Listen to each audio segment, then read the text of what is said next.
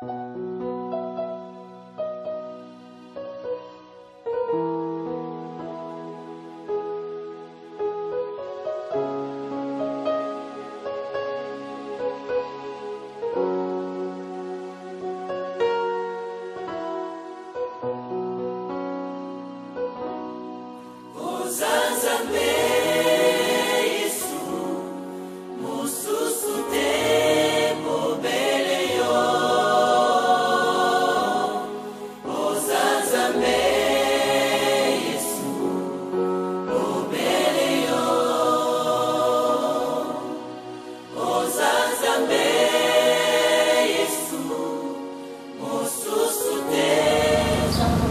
lisons nous prenons notre Bible dans le livre des évangiles de Jean.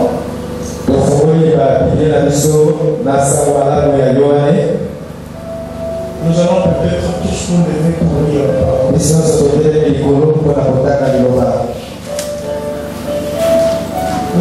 les évangiles de Jean à partir du chapitre 9. Alors, nous allons lire un long passage à partir du premier verset.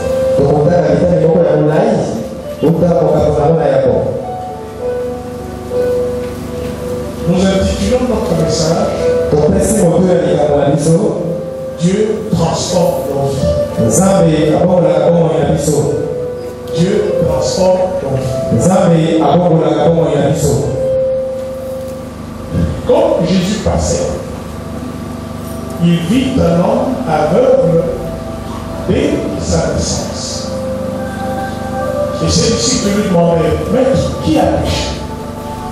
Celui-ci ou ses parents, pour qu'il soit né aveugle? Jésus répondit, ce n'est pas que celui-ci ou ses parents aient péché, mais ça fait que les œuvres de Dieu soient manifestées en lui. Pendant tous les jours, il faut que je fasse les œuvres de celui qui m'a envoyé. La nuit vient dans laquelle personne ne peut travailler. Pendant que je suis dans le monde, je suis la lumière du monde. Ayant dit cela, il cracha à terre et fit de la boue avec sa salive, et il voyait de cette boue les yeux de l'aveugle. Il lui dit, va et te lave aux erreurs de Siloé, ce qui signifie envoyer. Il y alla donc que cela va, il s'en alla en même clair. Or, les voisins et ceux qui avaient vu auparavant qu'il était aveugle, ils disaient, n'est-ce pas celui-là qui s'était assis et qui demandait le mot? Les autres disaient, c'est lui. D'autres, il lui ressemble. Lui disait, c'est moi. Il lui dit, bon, comment tes yeux ont-ils été ouverts? Il répondit à l'autre qu'on appelle Jésus a fait de la boue, il en a ouvert les yeux, et il m'a dit, va aux erreurs de Siloé, et tu m'as. Je suis donc allé, je suis allé, je vois. Il lui dit, mais où est cet homme? Il dit, je ne sais. Ils avaient aux pharisiens celui qui avait été aveugle. Or, c'était le jour du sabbat que Jésus avait fait de la boue. Il lui a ouvert les yeux. Les pharisiens lui demandaient donc aussi comment avait-il recouvré la vue. Il leur dit, il m'a mis de la boue sur les yeux et je me suis lavé, je vois. Alors, quelques-uns des pharisiens disaient, cet homme n'est point de Dieu, puisqu'il ne garde pas le sabbat. D'autres disaient, mais comment un homme méchant peut-il faire de tels miracles? Et ils étaient divisés entre eux. Il dit le roi aveugle, et toi, que dis-tu de lui?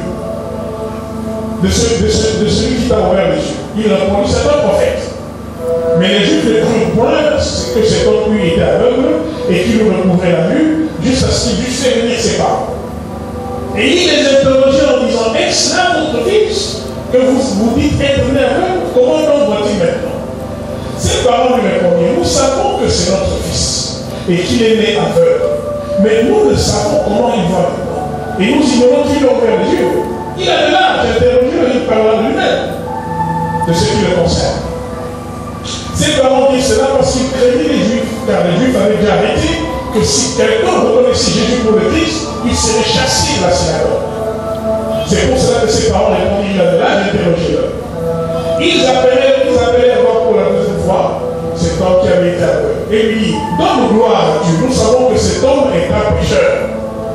Il répondit, je ne sais si c'est un pécheur, je sais une chose, c'est que j'étais aveugle et que maintenant je vois. Il dit, que t'a-t-il fait? Comment t'a-t-il ouvert les yeux? Il répond, mais je vous l'ai déjà dit. Et vous m'avez pas écouté. Pourquoi voulez-vous l'entendre de nouveau? Voulez-vous, vous aussi, devenir ses disciples? Alors il a juré et a dit, c'est toi qui es son disciple pour nous. Nous sommes disciples de Moïse. Nous savons que Dieu a parlé à Moïse, mais pour celui-ci, nous savons d'où il est. L'homme répondit, c'est une chose étrange que vous ne sachiez pas d'où il est. Et cependant, il m'a ouvert les yeux. Or, nous savons que Dieu n'exauce pas les méchants. Mais si quelqu'un a envie de faire sa volonté, il exauce. On n'a jamais entendu dire que personne n'ait ouvert les yeux à l'aveugle. Si celui-ci n'était pas de Dieu, il ne pourrait rien faire. Il répondit, tu es né tout entier dans le péché et tu nous enseignes. Et il le chassait.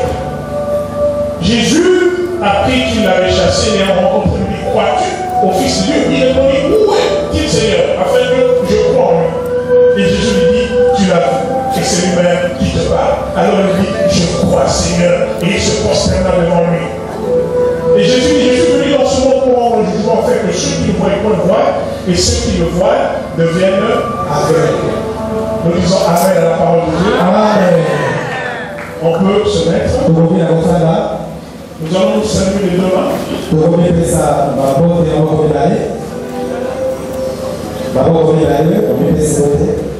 Bon, les gens disent que voilà, je crois que. Comment est bon? Est-ce que c'est déjà arrivé à Richesse?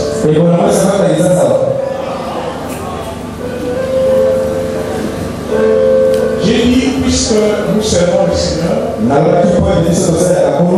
Dieu va évaluer la maladie. Et j'ai pris pour qu'aucun de nous ici ne soit contaminé par une quelconque maladie.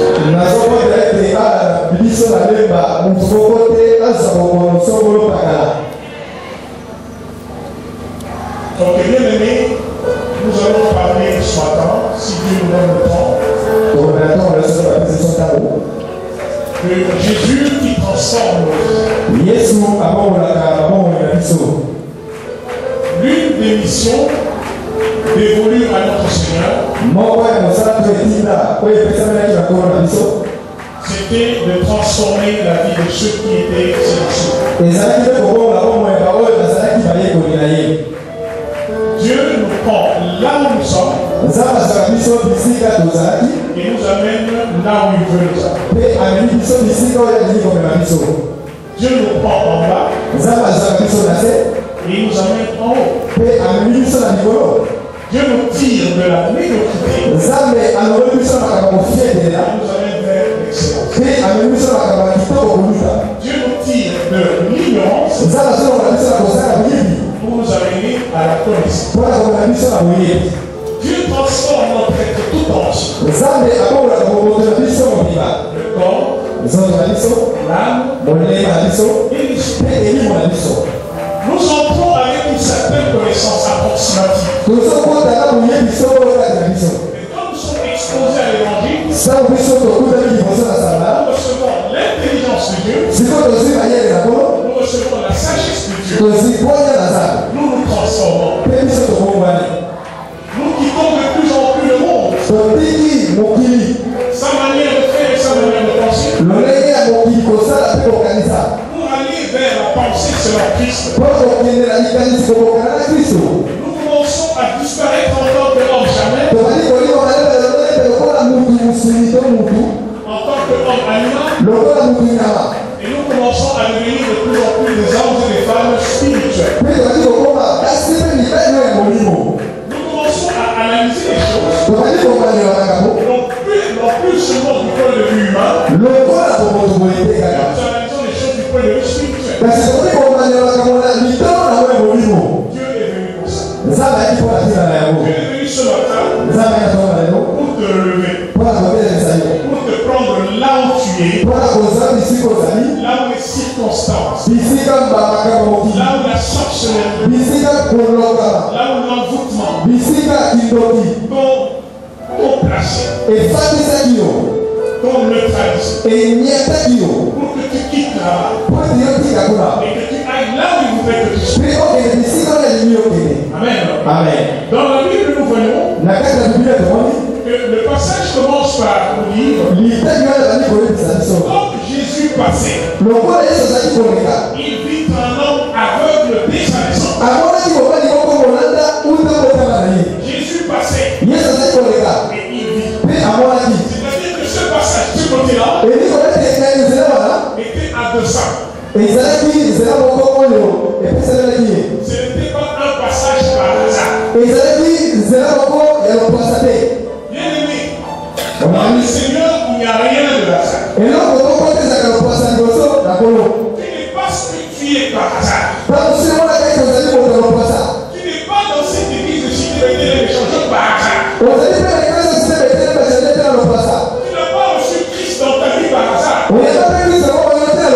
Et ce matin, tu n'es pas ici par hasard. Tu es ici parce que tu es dans le plan de Dieu. Jésus passait et il vit un aveugle. Aujourd'hui aussi, Jésus passe et il va te voir. Alléluia. J'aimerais dire à quelqu'un que Jésus va le voir aujourd'hui.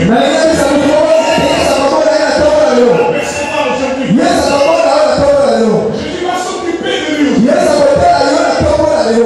Alléluia. Il vit l'aveugle.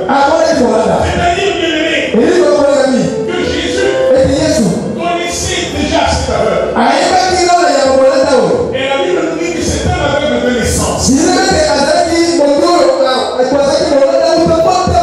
Est-ce que tu peux imaginer être un aveugle de naissance?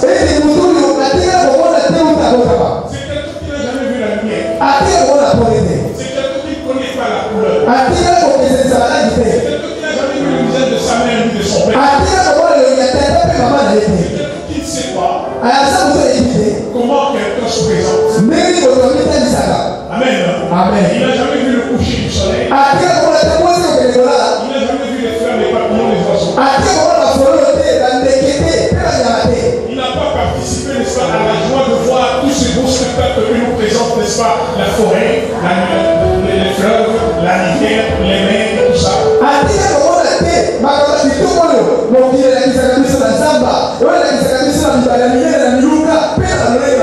Et cela, depuis qu'il est né. Et quand c'est un aveugle de naissance, la place des yeux, ce sont des points. Amen. Juste des petits points.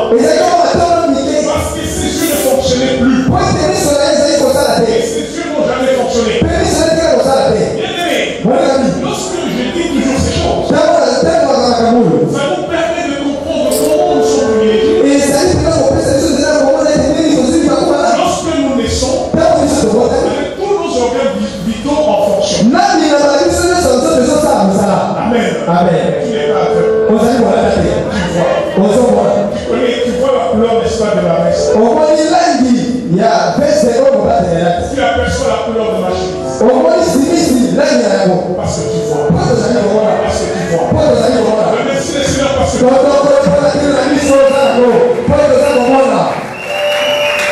tu vois ton fils. Tu le vois grandir. Tu vois ton petit-fils. Parce que tu as des yeux. Et tu lis aussi. Il y a des gens qui, depuis qu'ils sont nés, n'ont jamais vu ce que tu vois. C'était le cas de cet aveugle. Tu ne peux pas remercier le Seigneur. Tu ne peux pas adorer parce que tu vois. Alléluia. Cet homme ne savait pas distinguer la couleur jaune. Il ne connaît pas qu'est-ce que c'est la couleur rouge. Il ne connaît pas la couleur mauve. Et voilà, il est comme ça. Pose-toi la question, pourquoi moi je suis né en forme, entier? Alors qu'il y a certains qui le laissent torche. Qu'est-ce que je fais de spécial? Tu n'as rien fait de spécial. Tu Dieu t'a simplement aimé. Amen. Amen. C'est pour cela que tu es ce que tu es. Utilise tes yeux pour la gloire de Dieu. Utilise ton corps pour la gloire de Dieu. Et chaque fois ne manque jamais d'adorer. Ne va pas dormir sans adorer Dieu. N'adore pas Dieu parce qu'il t'a donné $100. N'adore pas Dieu parce qu'il t'a donné $10,000. Parce que je vais te dire une chose. C'est $10,000. Ça va terminer. Amen. Amen. Adore Dieu. Parce qu'il t'a donné des choses. Parce qu'il t'a donné des mains. Des gens qui te portent. Le cœur qui bat. Les poumons qui respirent normalement.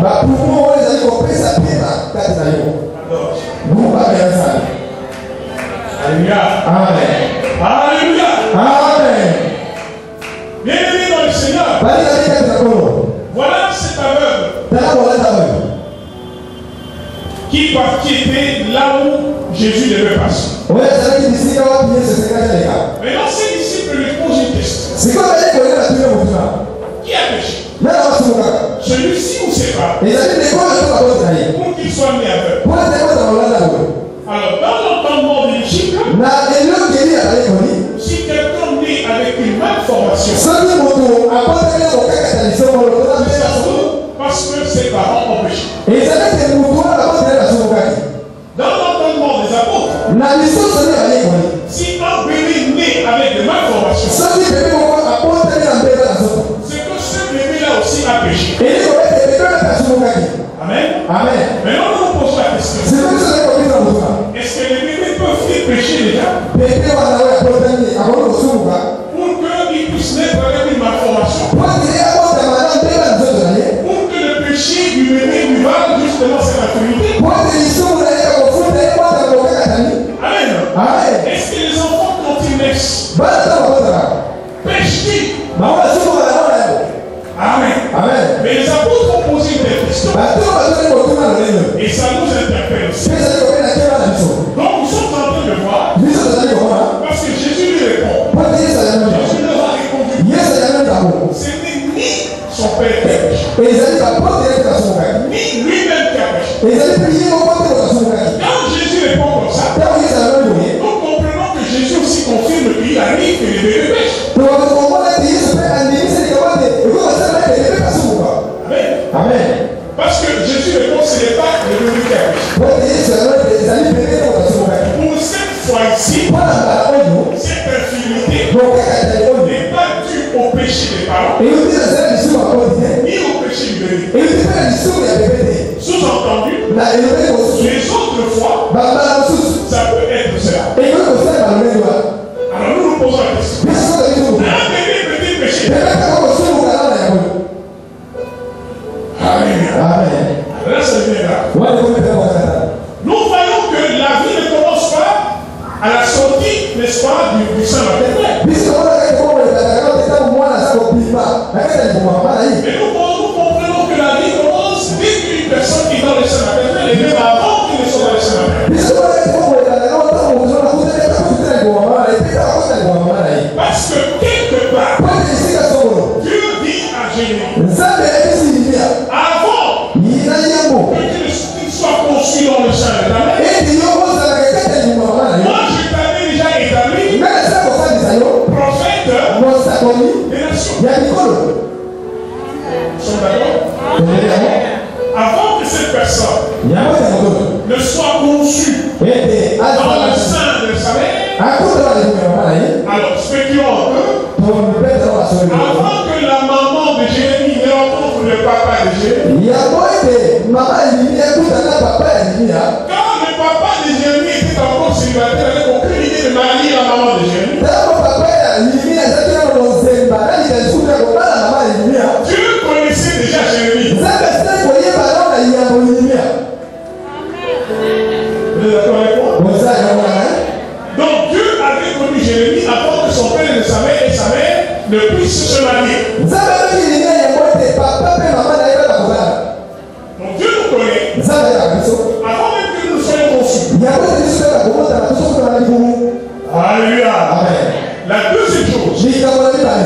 Lorsque Rebecca était tombée enceinte, qu'est-ce que la Bible nous dit?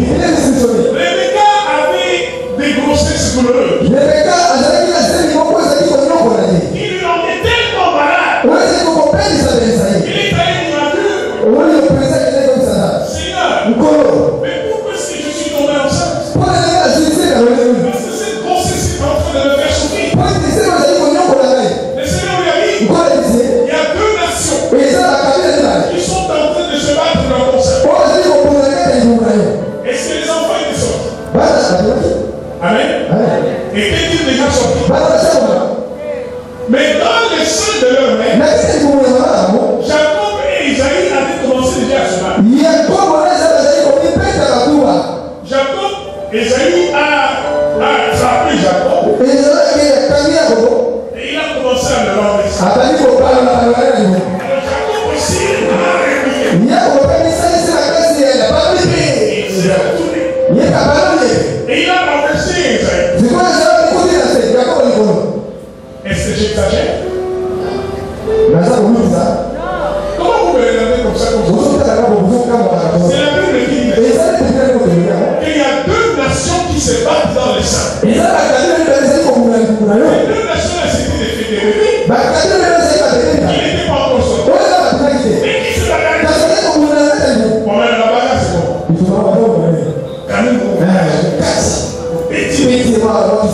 Remercie. Amen. Alors c'était comme ça que ça se passait. Et pendant que ces jumeaux étaient en train de se bagarrer dans le sein de leur mère, alors maman ici, elle a son pays. Alors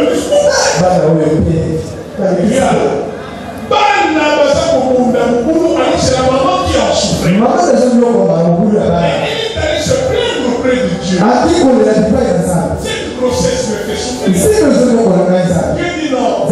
Il y a eu une bagarre. Et Dieu est en train de laisser les gens se bagarrer. Comment la bagarre s'est terminée? Jacob avait dit, crie mon père finissage. Avait dit à soumettre, prise de soumission. Terminé. Amen. Jacob a fait quoi? Il a gagné son frère. Dans le sein. La vie commence déjà. Quand Marie est tombée enceinte, et de l'autre côté, Elisabeth aussi est tombée enceinte. Quand les deux femmes se sont rencontrées, qu'est-ce qui s'est passé? Vous qui lisez la Bible, là, quelque chose. Elisabeth. Jean-Baptiste est déjà à côté de Jésus. À tout vraiment. Mon Seigneur. Jésus a lui. Oh, vraiment. Reçois la gloire. Jésus a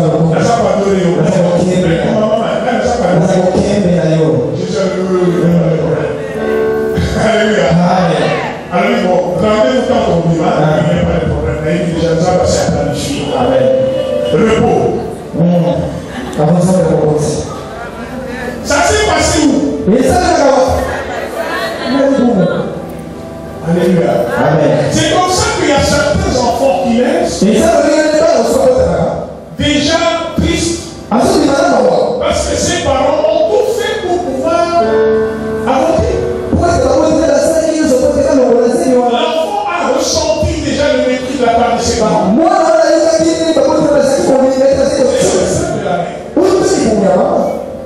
On met la petite ici, on remet ici. Mais en attendant toutes ces tentatives-là, l'enfant a ressenti ça. Alléluia. Donc, nous voyons que la vie commence là. Alors, pour ceux qui ont suivi le témoignage de Jean Locati, la Bible déclare que dans les seins de sa mère, on lui a donné la sorcellerie. Il sortait déjà, il allait opérer, et il retournait avant de naître.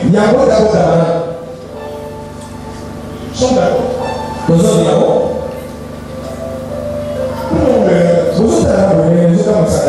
Jean Locani a donné son témoignage. Nous sommes ici.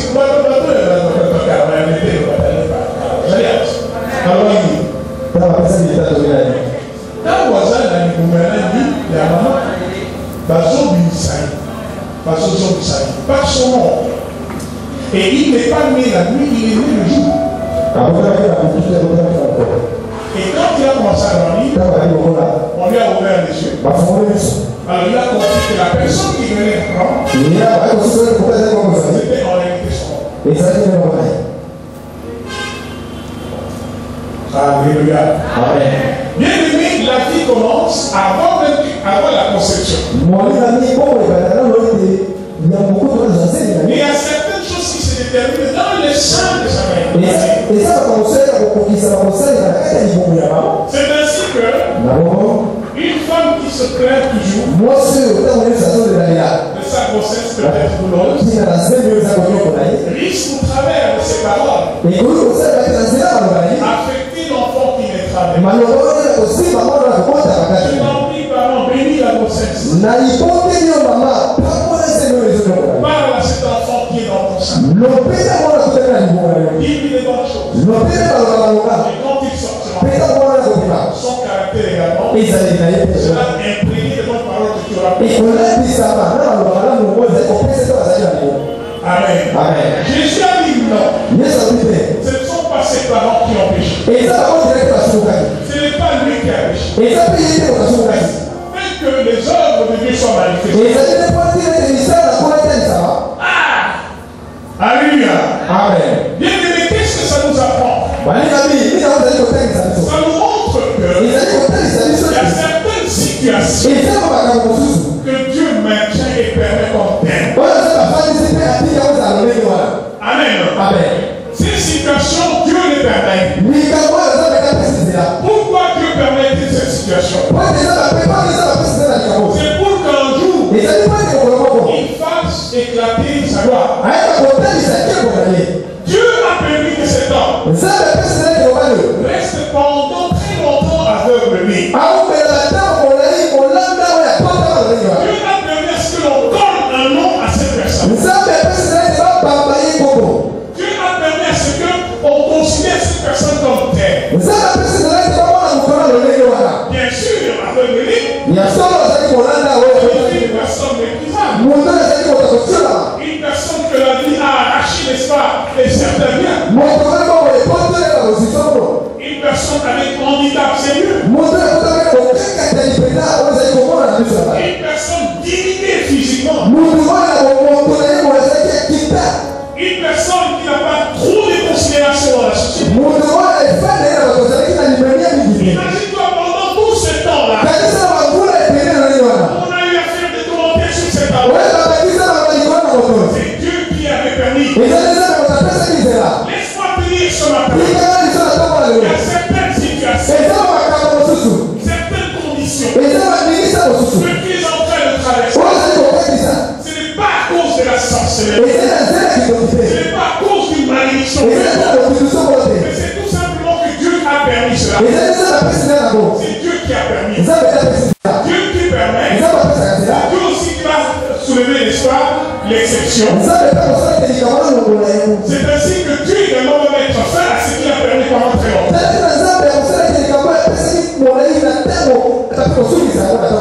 Qu'est-ce que nous apprenons de cela? Laisse-moi te dire ce matin que la situation que tu es en train de traverser a un début, ça aussi une fin. Amen. Il y a certaines choses qui t'arrivent, pas forcément parce que tu as péché. Bien sûr, il y a des choses qui arrivent parce que nous péchons. Mais nous voyons que dans les livres même de Job, il y a des choses qui lui sont arrivées, non pas parce qu'il a péché, mais pour faire éclater la gloire de Dieu. Mais même toi aussi, Dieu a permis de certaines choses. Dieu a permis qu'une telle situation reste comme telle. Dieu a permis qu'un tel malheur te poursuive. Qu'une telle difficulté soit attachée à ta personne.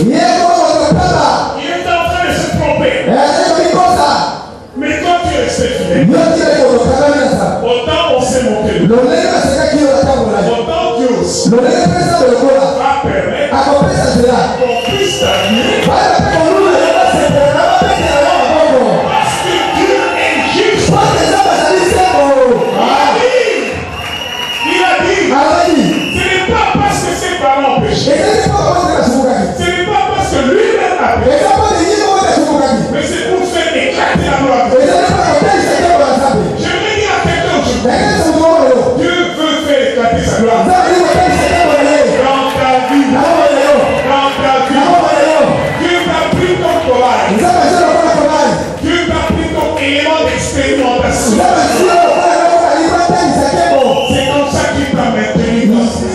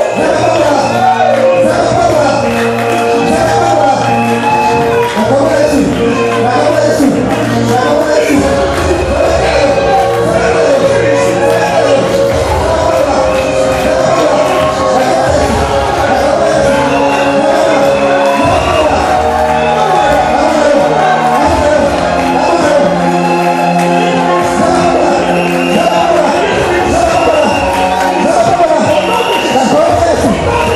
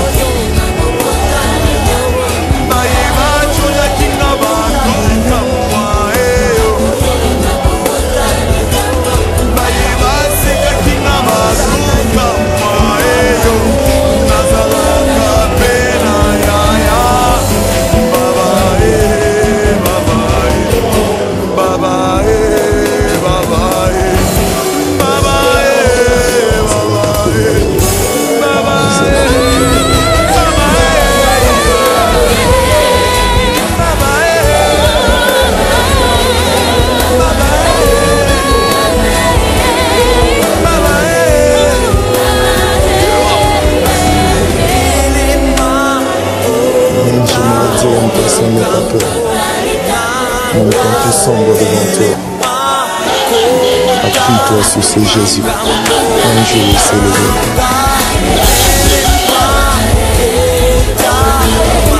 Je sais qu'un jour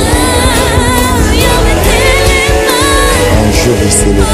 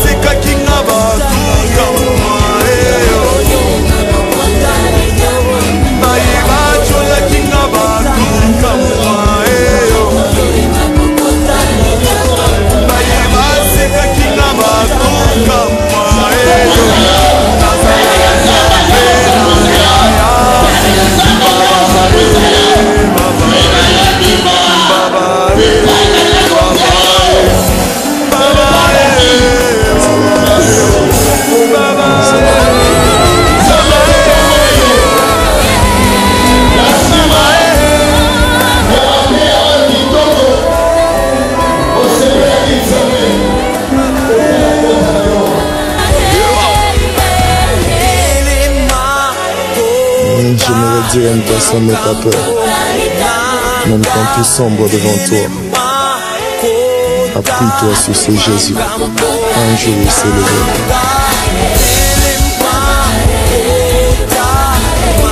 Je sais qu'un jour il s'élèvera.